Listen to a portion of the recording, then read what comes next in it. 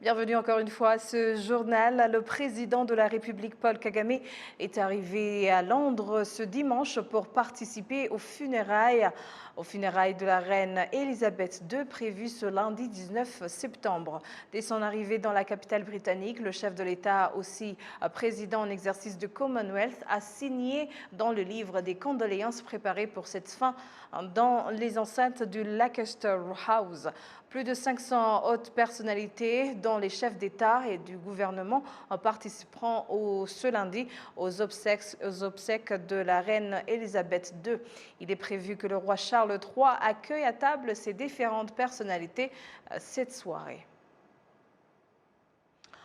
Avant de se rendre à Londres, le président de la République, Paul Kagame, a présidé en fin de semaine à New York le Conseil consultatif présidentiel qui réunit des experts rwandais et internationaux pour donner des conseils stratégiques au président et au gouvernement du Rwanda en général. Ce conseil a vu le jour en septembre 2007.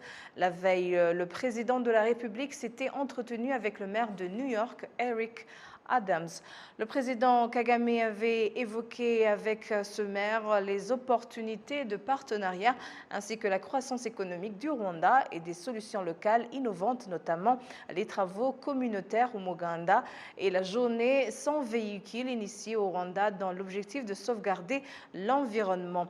À New York, le président Kagame participera aux travaux de l'Assemblée générale des Nations unies qui s'ouvre dès ce lundi au siège de l'ONU. Cette assemblée devrait revenir sur certaines thématiques qui préoccupent le monde aujourd'hui, entre autres les conséquences de la pandémie du Covid-19, le conflit russo-ukrainien et la crise économique consécutive à ce conflit et bien d'autres. Le ministère de l'Éducation organise ce dimanche une série de rencontres qui ont rassemblé tous les intervenants dans le domaine de l'éducation à moins d'une semaine de la rentrée scolaire 2022-2023 pour l'école primaire et secondaire. Gracien Akoliman. Les directeurs des établissements scolaires dans le pays, les directeurs chargés de l'éducation dans tous les districts, les responsables des entités administratives locales et les cadres du ministère de l'Éducation tablent sur les mesures mises en place par le gouvernement du Rwanda pour promouvoir la qualité de l'éducation. La ministre de l'Éducation, le docteur Valentine Ouamaria, indique que pour garantir la qualité de l'éducation dans le pays, la collaboration de tous les organes concernés reste indispensable. Il a cité en exemple la franche collaboration entre le corps enseignant, les directeurs des établissements scolaires, les parents et d'autres partenaires de l'éducation. Ces échanges qui sont organisés dans toutes les provinces du pays sont aussi une occasion pour les enseignants d'échanger des expériences en vue d'améliorer leur rendement. Il sera également question de chercher des voies et moyens de mettre fin au problème de l'abandon scolaire qui s'observe malheureusement dans certaines parties du pays. Les récentes mesures adoptées par le gouvernement du Rwanda pour harmoniser les frais de scolarité dans toutes les écoles publiques sont également évoquées dans l'objectif d'avoir une bonne compréhension qui permettra de les mettre en pratique. Le ministre de l'Unité nationale et de l'engagement civique, le docteur Jean-Damascène Bizimana, rassure que le dit ministère va travailler étroitement avec le ministère de l'Éducation pour disponibiliser les manuels scolaires sur l'histoire du Rwanda. Il a fait savoir qu'une équipe ad hoc a été constituée afin de proposer un programme qui permettra de doter les élèves rwandais d'un bagage suffisant dans l'histoire du Rwanda à la fin de leurs études secondaires. Le ministre Bizimana a par ailleurs demandé aux directeurs des écoles de s'investir pour que les cours d'histoire soient enseignés dans leurs établissements, car certains enseignants renoncent à dispenser ce cours parce qu'ils sont prisonniers de leur passé personnel. Depuis une semaine se tenait au Rwanda un colloque sur l'histoire du génocide des Tutsis au Rwanda en 1994. Ce colloque a vu la participation de nombreuses personnalités comme les chercheurs et historiens comme le professeur Vincent Duclerc, les politiciens diplomates, les rescapés du génocide, les associations des rescapés du génocide et d'autres personnes qui s'investissent pour perpétuer la mémoire et lutter contre le négationnisme du génocide.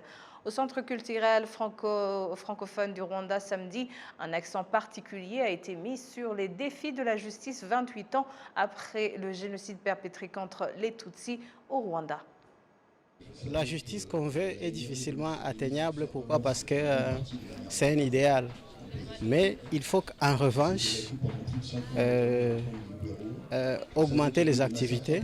Par exemple, les procureurs doivent poursuivre en justice les auteurs du génocide. Ils doivent chercher plus d'informations, ils doivent collecter plus de témoignages. Et l'histoire nous y aide. Et aussi le processus de justice.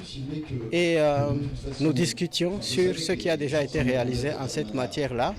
Et nous avons réalisé que beaucoup a été atteint, surtout avec la manière dont l'État du Rwanda a mis en place les juridictions Gacaca depuis 2002, la phase pilote, et puis depuis 2005 dans tout le pays.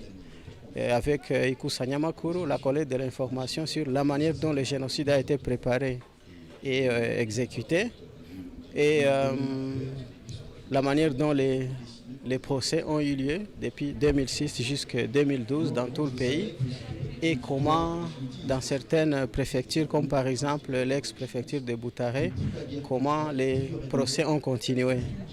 Alors, on a remarqué que même si beaucoup a été réalisé en matière de justice, on a remarqué qu'il y a encore beaucoup d'auteurs du génocide qui ne sont pas encore mis sur la barre du procès. Et cela, c'est une tâche qui nous attend encore, à la fois le Rwanda et les pays où les génocidaires se trouvent. Ce professeur d'université souligne aussi l'importance de tels échanges alors que le pays unit ses efforts pour construire un pays nouveau. Ce colloque international a l'importance de réunir les chercheurs qui travaillent sur l'histoire, sur la justice et sur la psychologie concernant le génocide commis contre les Tutsis.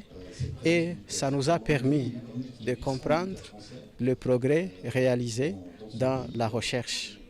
Ça, c'est la première importance. La deuxième, c'est que il y a les actes de ces colloques qui vont être publiés bientôt.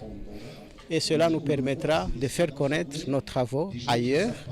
Et le troisième avantage consiste à combattre le négationnisme. Plus nous multiplions les recherches, plus nous montrons comment le génocide a été opéré et comment il a été stoppé par le FPR, et plus les négationnistes vont manquer d'arguments. C'est ça l'importance de ce colloque.